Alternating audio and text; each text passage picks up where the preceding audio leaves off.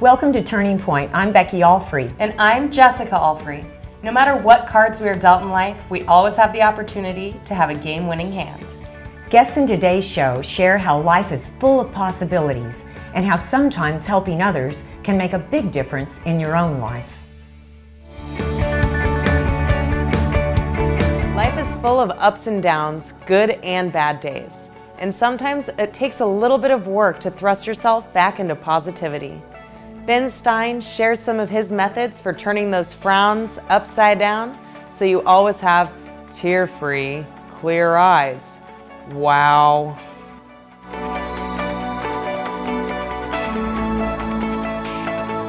Ben, everybody has ups and downs. Well, what do you do when you are having a downtime? Well, I have a whole bunch of things I do when I'm feeling sad or tired. One is I take a nap. I mean, I've found that the overwhelming majority of the time when I'm really feeling crazy is because I'm tired. And I will tell you that late at night, I stay up incredibly late. I'm an obsessive watcher of documentaries. I stay up very, very late watching documentaries. Really, really, really late, like 2 or 3 in the morning. And then I start to get crazy. I'm literally shaking with anxiety. And then I go to sleep, and by the next morning I usually feel pretty good. If I still am feeling tired, I'll take some more of a nap. I find that rest is probably the single number one condition. Second, eat something. You can see just looking at me, I don't make a habit of starving myself.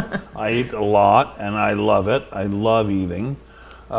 I love coming down here to the desert because I belong to this wonderful club in Morningside that has unbelievably good food. And I love lying in bed with my dogs. That's a great thing is probably to eat, lie in bed with the dogs, go to sleep, wake up, and then I go swimming. I love to swim, and that also improves my mood. And I generally swim, not always, but generally twice a day. In the morning, and then at night, really late, like sometimes 1 or 2 at night. And I can see the planes flying over, even really late. I can see planes flying over that might be going, say, from Dallas to Tokyo or something like that. And it's a magnificent sight. Every so often I get really lucky and I see the contrails of the jets going across the face of the moon. And that is an incredible sight. Wow. So all those things cheer me up. But work.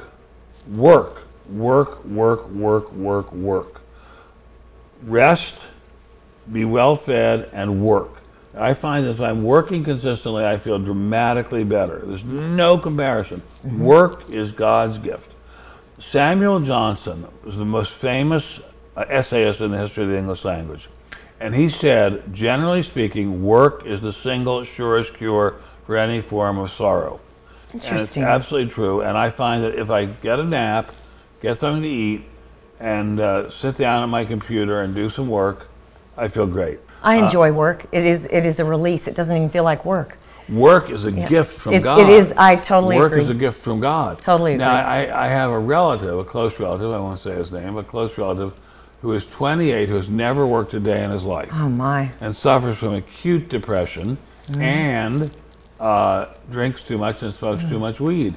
And those are depressants, right? I know, as I keep saying to him, if you would just work steadily at any job, it doesn't matter. It could be moving shoe boxes from one end of an aisle of the warehouse to the other end. As long as you're working, you will feel better. I agree. And it breaks my heart that he doesn't take my advice. It's too bad. Yeah. No, that is, we have a lot of ability. Rather than taking antidepressants, there's a lot of good things that we can just physically do, and it lifts the mood. I cannot tell you how many people I know who are seriously depressed who don't work. And I will add this part. I don't know a single person who is seriously depressed who is a hard-working, disciplined person. Not a single person. I know people... That makes a lot of sense. Yeah, I mean, it's a very rare person who is occupied and working. That makes sense. Who doesn't omit depression from his or her day's duties. I mean, I know... even when people retire, they often become quite depressed. Right. And I think it has to do with with not working. In fact, I question the whole concept of retirement. Exactly. I mean, if you're going to what's the purpose, retire, do something unless your like. health is bad, why retire? I totally agree with you. But so many people don't do what they really love. I know. And they don't understand. They don't understand they can. They don't understand that it's good for them. It is. It is much. I've traveled a lot, really, really a lot, and astonishing amount. I find generally working makes me feel better than traveling, almost always. Interesting. I love hearing that because I'm looking forward to traveling. I haven't traveled that much, but I enjoy work so much that I just didn't get around to it. A piece of advice about traveling. Okay. Always go first class. Don't even think probably a good idea if I could. Don't even think of not going first class. Don't even think about it. And get a greeter at both ends to take you to the gate and to take you from the gate to your car.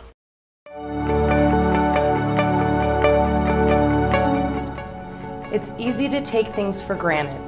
Our next guest, Hilda Zamora, never took her life for granted. The first of her family to learn English and get an education, she believes in justice for all and is dedicated to making the world a more beautiful and honorable place.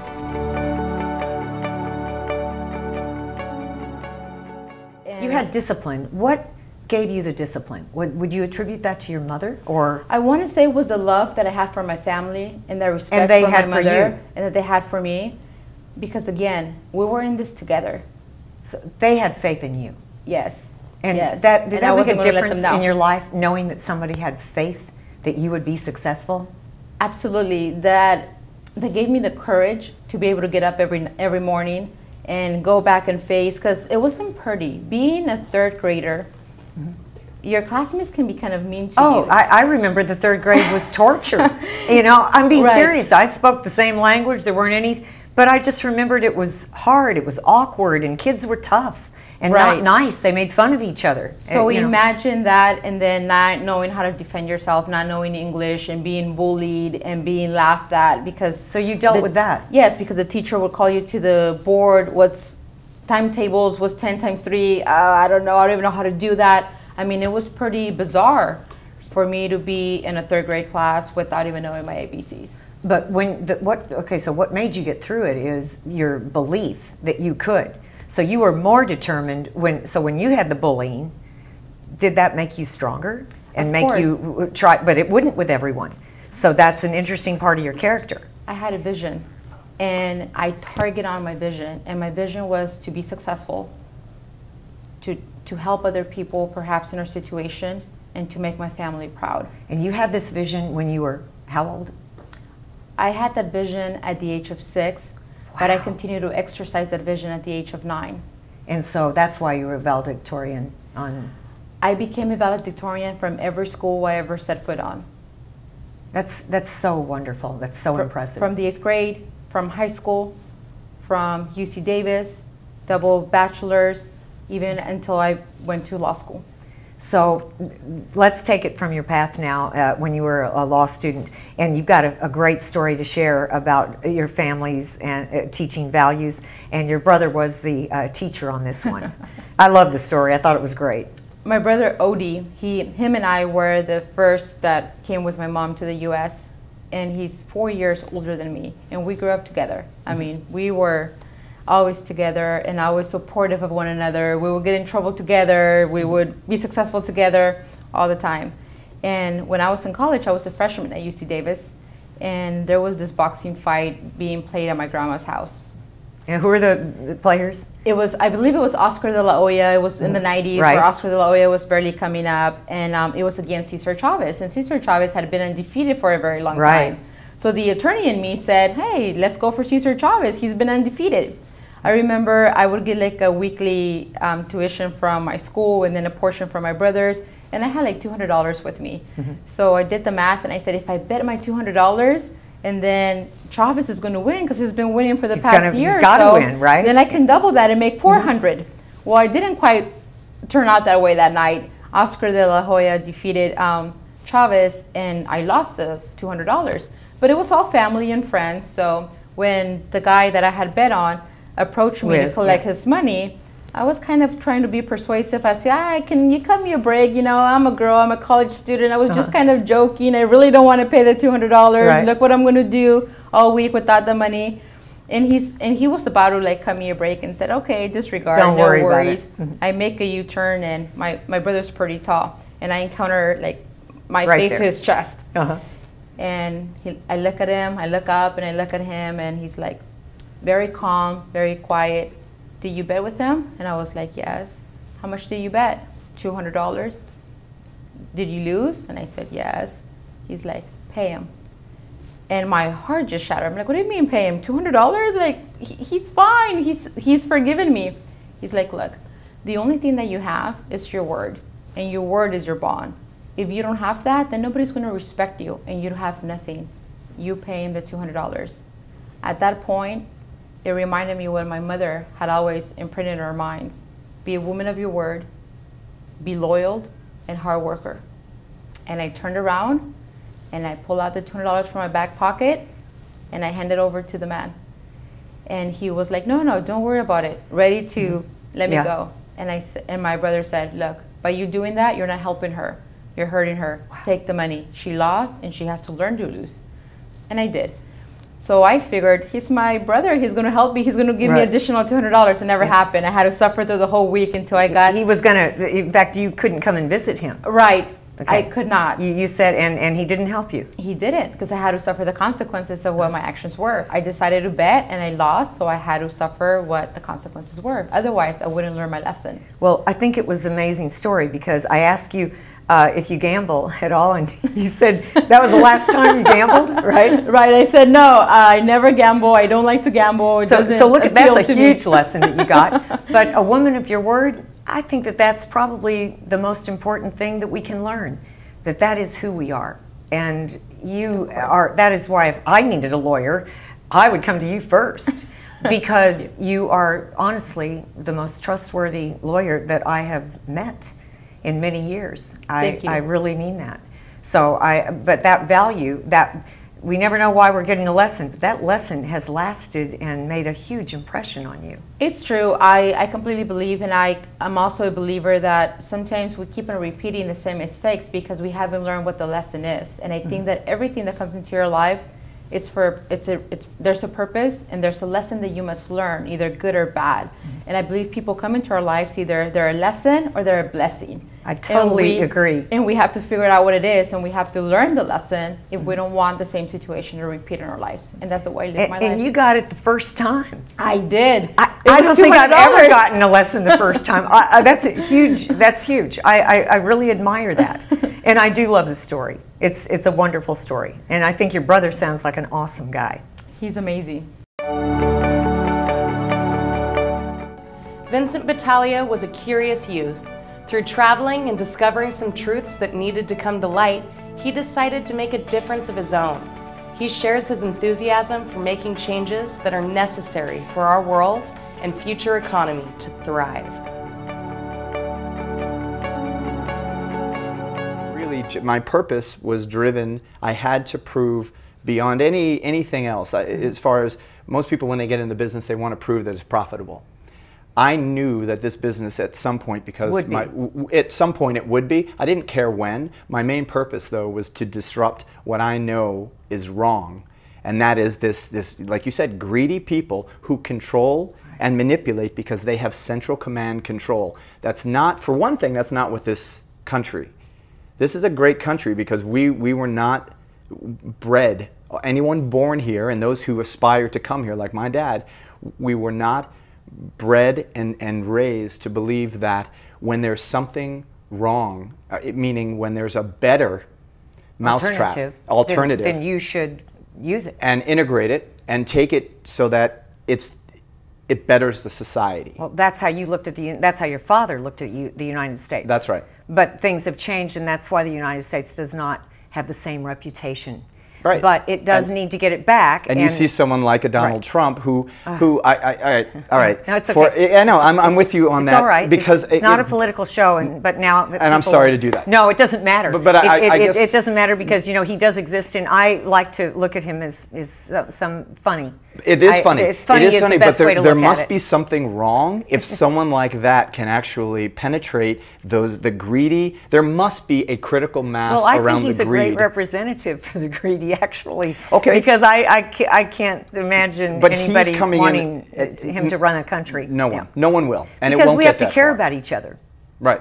Right, and what he says is clearly that he doesn't care. That's not his platform at But all. he is disrupting a status quo. The status quo are those Cruzes and those Rubios, those who were born and bred on this centralized delivery of message. That's wrong. We live in a distributed generation society now. Exactly. Get on board. We are no longer in the newspaper era, and I cry this out to the utilities every day. Every day I go to battle. For the last 10 years, I put my lance, I get on my old pony. No, I think it's great what you're doing. And it's because I know that I'm right. But it's coming around, and I love what you represent, and I mean that sincerely.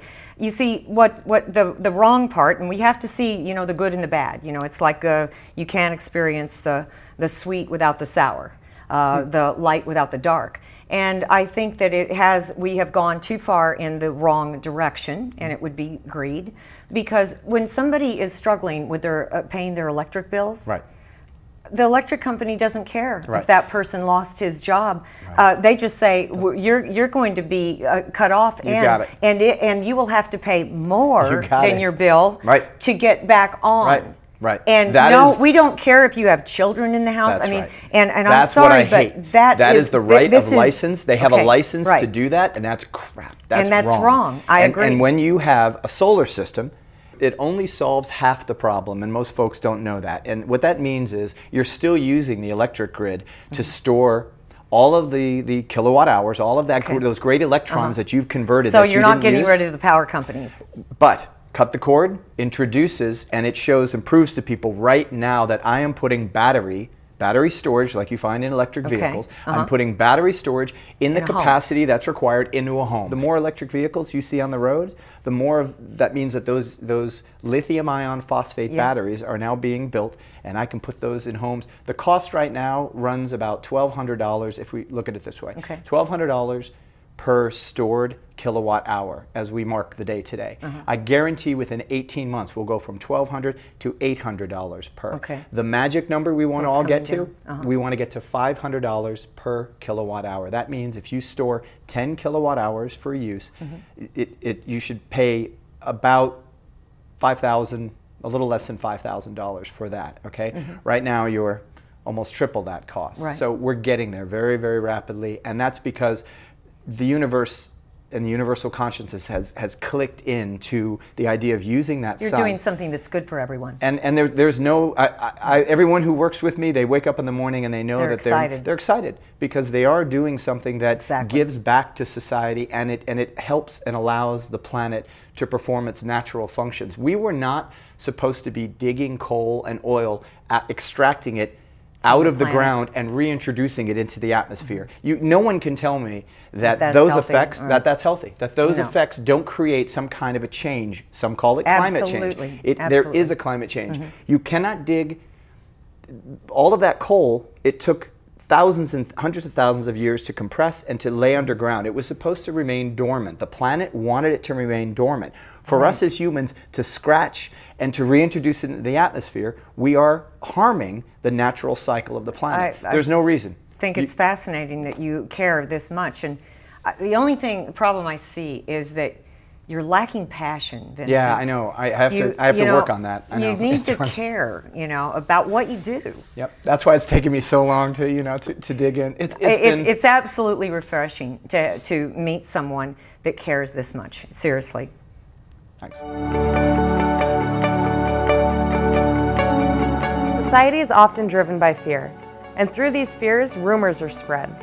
Dr. Ramy Awad shares how bariatric surgery is just as safe as a gallbladder surgery, and some misconceptions we have heard in the past. Dr. Awad, what are some of the misconceptions, such as, I thought that this was a dangerous surgery? That is a very common misconception among the general population as well as physicians.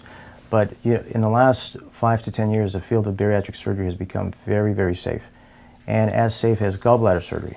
Patients are in the hospital 1 to 2 days. Some patients are done as outpatients depending on their medical problems, and obviously the sicker the patient, the higher the risk, regardless of the surgery, whether it's gallbladder surgery, hernia surgery, or bariatric surgery. And a lot of times we tend to deal with sicker patients who are heavier patients with a lot of medical problems. but the surgery itself is very, very safe. And patients tend to resume normal activities within a day or two. My office manager, she had her gastric bypass on a Wednesday, went home on a Friday, and went back to work in another doctor's office on Monday. Wow. So I don't recommend that, but we give everybody, you know, a week or two off, and it's very safe, and patients do very well with these procedures. And she looks wonderful. So she'll be up in the show as well. No, she looks great. Don't tell her that. Yeah. And oh yeah, we'll keep it a secret. But that really makes a difference in other people's lives. And as you mentioned, when other people meet and see the surgery that you've done, you've actually gotten patients from that, from seeing what you've done and how you've changed lives. And these surgeries are very underutilized, considering how significant the obesity epidemic is. Mm-hmm. These surgeries really, considering their safety profile and how they help patients get their life back and improve their problems and reduce their number of medications, is very, very underutilized. And I think as a society of bariatric surgeons, we're really pushing for a lot of education and outreach regarding how safe the surgery is and really how non-intrusive into someone's lifestyle is. And another, you know, misconception is that everybody's going to have nutritional complications associated with it. Mm-hmm. And we're not really seeing that. We used to see it in the old procedures where we would create a very malabsorptive state. These procedures now, you really don't see too many nutritional deficiencies. Band patients don't really experience any deficiencies. Sleeve patients, they can get deficiencies, as well as gastric bypass patients. But we have a recommended supplementation for vitamins. And I think if I tell my patient, you know, take a vitamin versus insulin, blood pressure, and cholesterol medication and pain medication, they're more likely to just want to take the vitamin as opposed to other stuff. A vitamin can cover all those areas? No. After the surgery. After the surgery is going to resolve all those medical problems. Right, exactly. And they just need a vitamin. There's a bunch of different vitamins they need to take. But if they're compliant with that, really the risk of nutritional deficiencies are pretty low. There's a couple ones that we look out for, like anemia. Mm-hmm. But a lot of these patients, we're following them with serial blood work, make sure we're not missing any nutritional deficiencies. Mm-hmm. But nutritional deficiencies are very, very rare with these surgeries these days. Is it safe to get pregnant after you've had this surgery? It is. Okay. We don't want patients to get pregnant within the first year of surgery during the rapid weight loss phase. But after that, we know that really the risk of any fetal complications or gestational diabetes and things like that is decreased. So it's safer for the mother and the child if you wait a year out from surgery. We don't recommend anybody getting pregnant within the first year after bariatric surgery. So some of the long-term results that have been studied show the differences between the bariatric surgery and mortality. What are they? Well, we really look at a lot of different parameters for bariatric surgery in terms of what happens to their diabetes, what happens to their number of medications, how you resolve your sleep apnea, quality of life scores, and also complication rates, mortality, morbidity associated with these surgeries. And we do studies, looking at this. And there's a lot of studies looking at morbidity and mortality associated with bariatric surgery. We follow a lot of patients for a long period of time. So these are well-designed, randomized studies, prospective studies looking at patients. And what we see is that with bariatric surgery, there was one study looking at a subset of patients randomized to both surgery versus medical management. And what we've seen is that patients 15 years out after bariatric surgery had a 40% lower mortality rate than those that were randomized to the medical group. That's so awesome. You can see that by doing nothing, you're at a higher risk of having 40%, early that's death. a pretty high number. It is. You see very significant cardiovascular risk reduction with bariatric surgery. And that's really the number one cause of death, early death for bariatric patients is cardiovascular disease. So you're not just changing lives and improving lifestyle, but you're saving lives. We'd like Literally. to hope so, yes. And making them live longer. That's absolutely wonderful with a good quality of life. Absolutely. That's great.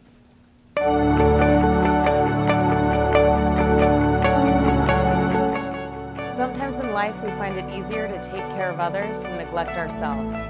Our next guest shares how he finally made the decision to save his own life.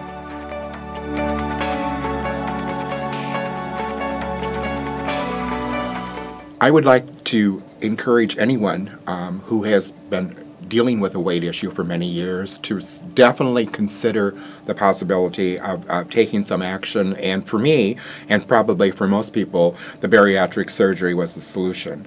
You know, you don't have to remain this large person who avoids social events, who has low self-esteem, normally hides in the back of the room, wears nothing but black, you know, tries to avoid calling any attention to him or herself.